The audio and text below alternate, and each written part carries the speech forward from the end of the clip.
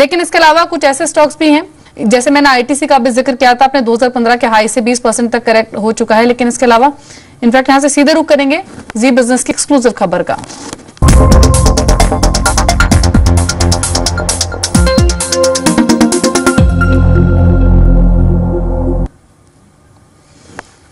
और एक्सक्लूसिव बातचीत करने के लिए खास मेहमान हमारे साथ मौजूद है। हमारे साथ मिस्टर अचल बकेरी हैं, चेयरमैन हैं सिम्फनी के। इनसे हम बातचीत करेंगे। सर नमस्कार, स्वागत है आपका। सिम्फनी एक ऐसा स्टॉक रहा है जिसने लगातार बहुत अच्छी परफॉर्मेंस डिलीवर की है, बहुत अच्छे रिटर्न्स इन्वेस्टर को दिए हैं। लेकिन मैं थोड़ा बिजनेस आउटलुक आपका समझना चाहती हूँ कि यहाँ से फर्दर किस तरह की ग्रोथ प्रोजेक्शंस आपकी। सबसे पहली चीज ये होगी कि अभी जब Q3 नंबर्स आए थे तो हमने देखा था कि वॉल्यूम फ्रंट पर थोड़ा सा दबाव दिखा था। एग्जैक्टली वॉल्यूम ग्रोथ की पिक्चर अभी कैसी है कंपनी की? Only one reason, and that is unseasonal rainfall in March. Up to end of February, early March, our sales growth was on par with the annual average. But in the month of March, because of unseasonal rains, hailstorm, and all of that, sales was affected. And March is a very important month because it's the beginning of the summer. लेकिन ठीक है sir, अब बेमौसम बारिश से थोड़ा volumes पर नकारात्मक असर जरूर रहा है, लेकिन अब क्योंकि समर सीजन एक इंपॉर्टेंट सीजन होता है सिम्फनी के लिए, अब यहां से अगर आने वाले क्वार्टर्स की मैं बात करूं तो आपकी प्रोजेक्शंस क्या हैं? वॉल्यूम फ्रंट पर, रेवेन्यू फ्रंट पर किस तरह का आउटलुक आपका है आने वाले एटलीस्ट 2-3 क्वार्टर्स को देखें तो? बिल्कुल, हम तो देखिए क्वार्टर टू क्वार्टर एक्चुअली हम देखते नहीं हैं, हम एनुअल साइकिल्स में देखते हैं।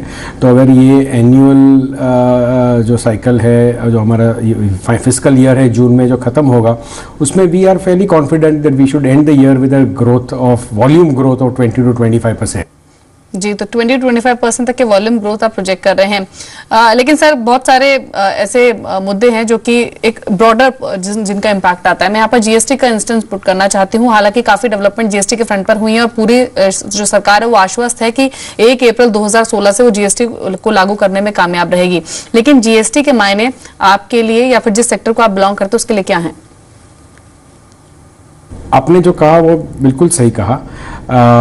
हम मानते हैं कि जीएसटी इम्प्लीमेंटेशन से not only in air coolers but in every category and in most categories in India there is a vast unorganised sector.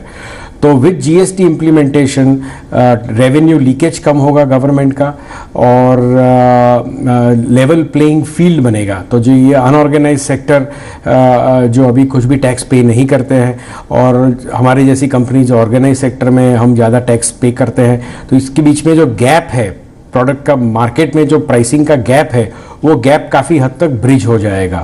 और ये मैंने जैसे कहा कि ये सिर्फ एयर कूलर्स के लिए चीज़ एप्लीकेबल नहीं है, मगर this is for true for every category, many categories, and this will certainly create a level playing field.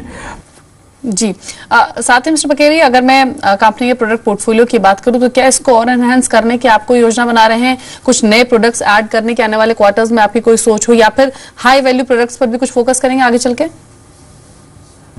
Obviously, as a company, we would like to promote our flagship models, which are obviously premium models. तो जो models जिसमें ज़्यादा features हो, electronics हो, LCD panel, remote control etcetera, उसी को हम, हमारे जो फ्लैगशिप मॉडल्स होते हैं उसी को हम प्रमोट करते हैं। और प्रमोट उसको करते हैं इसलिए उसका सेल भी ज़्यादा होता है। तो लो वैल्यू मॉडल्स को हम प्रमोट नहीं करते, मगर वो हाई वैल्यू मॉडल्स की रब ऑफ इफेक्ट की वजह से लो वैल्यू मॉडल्स भी बिकते हैं।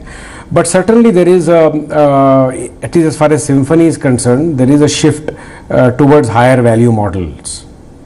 तो अगर हम हिस्टोरिकली देखने जाए तो हमारा average selling price has gone up, every year has gone up. जी, कोई एक्विजिशंस के भी प्लान है सर गोइंग फॉरवर्ड आपके? We have just announced to the stock exchange that we are considering one international strategic synergistic acquisition, and other than that, so that will certainly take some of the cash that is on our balance sheet, but it is not going to be something which we can very easily fund from the resources that we have. Sir आखिरी सवाल होगा आपसे, next fiscal के लिए आपकी projections क्या हैं top line bottom line front पर? We have been maintaining this, saying this, that we expect a growth of 20-25% year in year out for the foreseeable future, and that doesn't change. That still remains the same. चलिए, शुक्रिया mister बकेरी, आपने समय दिया जी business को और company के outlook पर आपने बातचीत की। सिम्फनी पर हालांकि एक्सपर्ट कमेंट्स लेंगे, क्योंकि अपने रिकॉर्ड लेवल से 30% तक स्टॉक करेक्ट हो चुका है और बीते एक साल में इसका प्राइस बिहेवियर और जो रिटर्न्स फ्रंट पर इसने बहुत अच्छी परफॉर्मेंस डिलीवर की है। संक्षेप में आशीष, आपके कमेंट सिम्फनी पर क्या होंगे? 2014 में स्टार परफॉर्मर रहा है, बहुत स्ट्रॉन्ग रिटर्न्स इसने डिलीवर किए हैं, लेकिन अब अपने रिकॉर्ड लेवल से 30% नीचे भी आ चुका है। तो क्या इस डिप को यूटिलाइज करना चाहिए खरीदारी के लिए सिम्फनी पर? आपका आउटलुक क्या है? मैं अभी जस्ट इसका चार्ट देख रहा था और if I am getting it right, इसका रिजल्ट कुछ टाइम पहले भी आया है। सिम्फनी अपने आप में बहुत पुराना ब्रांड है, ट्रस्टेड ब्रांड है। जब भी कोई हाउस होल्ड एक कूलर खरीदने जाता है तो सिम्फनी उसकी सबसे पहली पसंद होती है। और हम देखें आजकल लोग जो कॉस्ट ऑफ परचेज है या जो इनकी कॉस्ट ऑफ लिविंग है काफ़ी इंक्रीज हो गई है, 5-6।